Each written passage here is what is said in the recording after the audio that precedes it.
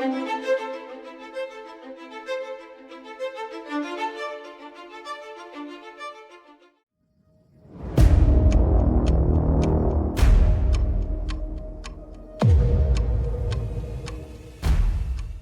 to yourself, the devil is loose. Philip II of France, writing to John upon Richard's release from prison. No free man shall be seized or imprisoned, except by the lawful judgment of his equals or by the law of the land. Magna Carta, 1215. Richard I, as the third son of Henry II and Eleanor of Aquitaine, was not supposed to inherit the throne. His elder brother, Henry the Young King, had already been crowned and had begun the process of learning how to govern when he suddenly died in 1183.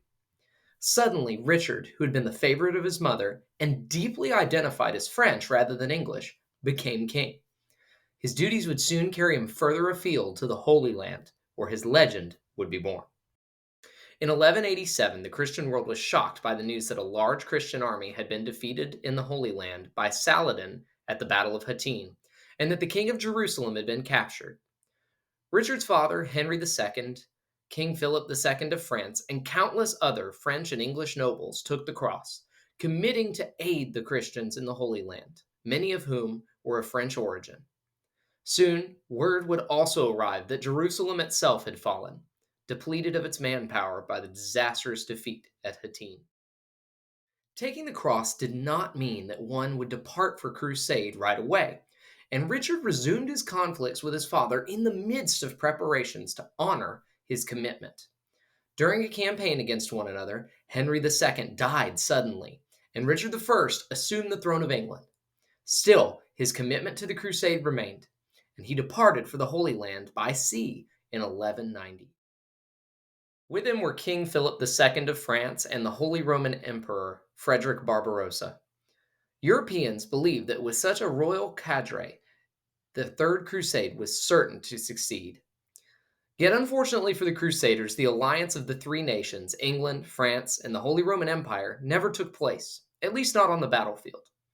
The three parties took different routes to the Holy Land, and as Frederick and his imperial troops crossed a river in modern-day Turkey, he fell from his horse and drowned. Richard and Philip both arrived in the Holy Land, but after a brief campaign in which the French king suffered from illness, Philip returned home. Richard, the last of the three monarchs remaining in the Holy Land, took command of the Crusader army in the field, and after a series of victories in both sieges and open battles, very narrowly missed recapturing Jerusalem. He arranged an equitable peace with the Muslim commander Saladin and departed for France. On the way to France, he was captured by unfriendly Christian forces in Austria and held for ransom at castles there and in Germany. While his mother Eleanor worked to raise the funds for the ransom, his brother John began his alliance with the old nemesis Philip II of France, and both sought to prolong Richard's captivity. During his absence, Richard had left John to govern England. By the time of Richard's captivity, John was the virtual King of England. This period provides the backdrop for the famous Robin Hood stories, though it's perhaps ironic that the taxes so detested in that work of fiction might have been those raised to release King Richard from his bondage, rather than simply being a product of John's greed. In any event, John was the de facto ruler of England during this period. Eventually, his rule would turn to open revolt as John, with the help of Philip, attempted to seize the crown and rule in his own right. Upon his release from captivity, Richard forgave his brother, bringing him back into the fold. But he did not forgive Philip so easily and began a tireless reconquest of the lands that Philip had taken while Richard was imprisoned. Richard had always seemed to view his English lands as a source of resources to maintain his French possessions. And in the last military campaign of his life, he was laying siege to a castle in Limousin when a crossbow bolt struck and wounded him. The wound grew infected and quickly killed him. His mother, Eleanor of Aquitaine, was with him when he died. She had outlived her husband Henry, and now her sons William, Henry, Geoffrey, and Richard. Only John remained. A legal crisis ensued over John's French territories.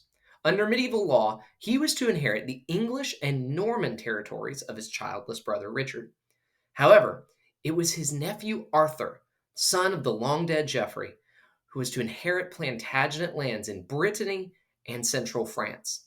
It looked as though the Plantagenet Empire was on the verge of fragmentation, which served their rival Philip II quite well.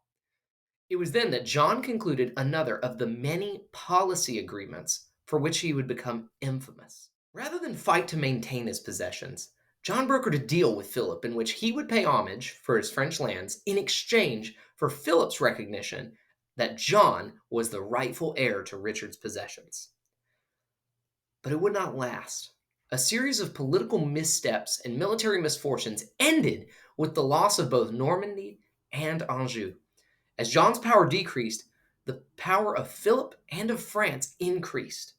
The loss of Normandy in particular was unacceptable. John set about raising an army to reclaim his lost ancestral lands, which of course required large sums of money and therefore higher taxes, which placed England under economic strain and hurt John's relationship with many of his subjects.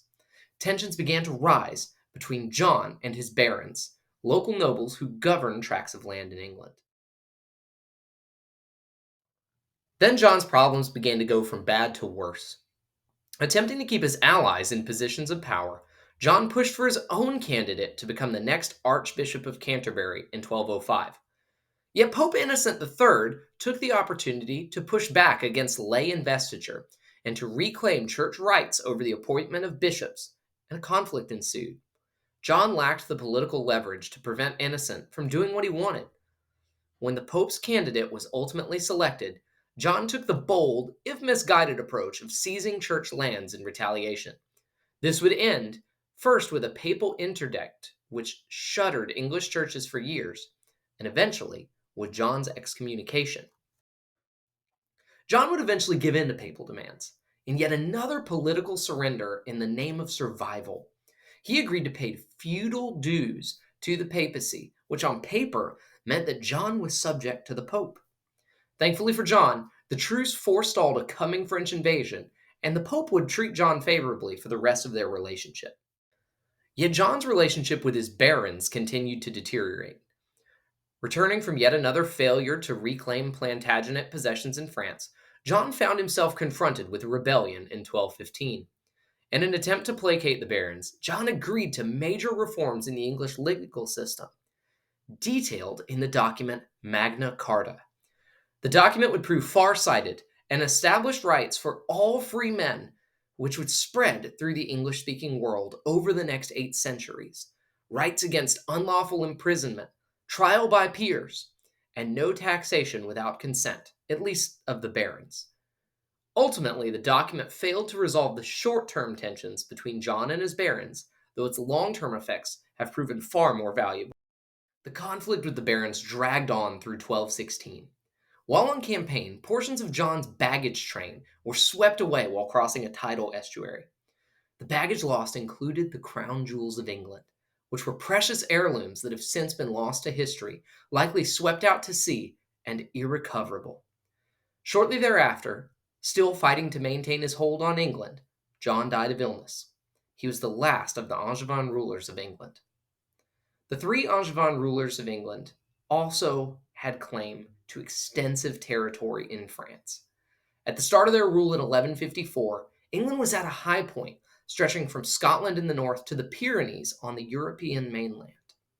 By John's death in 1216, their empire had crumbled. John's son, Henry III, inherited a country wrecked once again by instability. Yet the royal succession remained somewhat secure, and the child king, Henry III, stood poised to lead the Plantagenet dynasty into the future. The question remained, would Henry be as strong as his grandfather and namesake Henry II, or would he merely continue the swift decline of the Plantagenet power like his father John? Only time would tell what kind of king Henry III would make.